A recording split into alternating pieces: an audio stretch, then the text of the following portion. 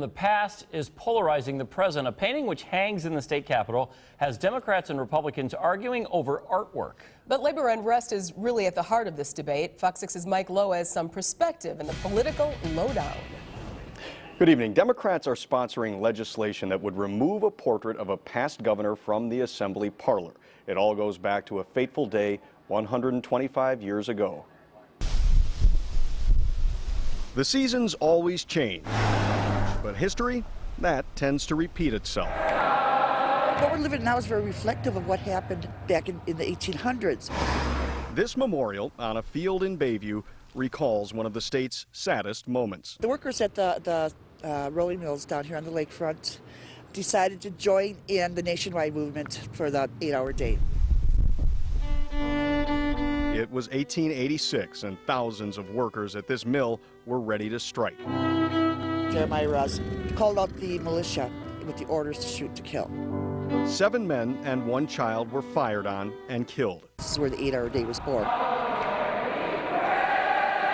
The present-day state capitol was the scene of labor unrest for months after Governor Scott Walker and the legislature passed a law cutting collective bargaining. It's in this environment that rusk has once again become an issue.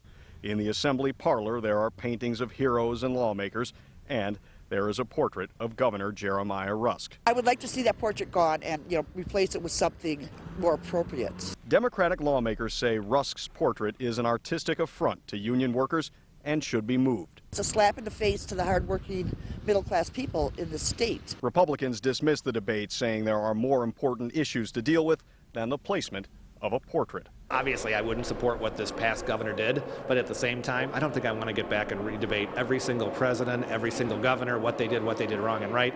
I think it's just a waste of our time. A debate about the state's past, alive in the present.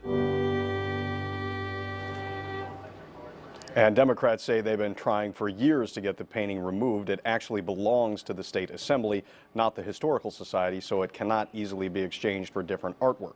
Either way, since the Republicans control the Assembly, the painting is staying put, at least for now. Reporting live tonight in the newsroom, Mike Lowe, Fox 6 News. Did anybody refer to the setting of precedence, perhaps, if the painting is removed? Could they go back and look at other people at that point? Well, and that's just the can of worms that Robin Voss was talking about when you start debating the history, and you can get into what any politician at any point did that was good or bad and say they deserve a painting or they should be placed somewhere else. So he said that's kind of a slippery slope if you go down that path. As long as the Republicans are in control, this is not an issue that is likely to get any traction. Still, though, the Democrats are passionate about this because of what happened in Bayview and what this did to the labor movement here in Wisconsin. All right, Mike with the lowdown. Thanks. JP Tokoto's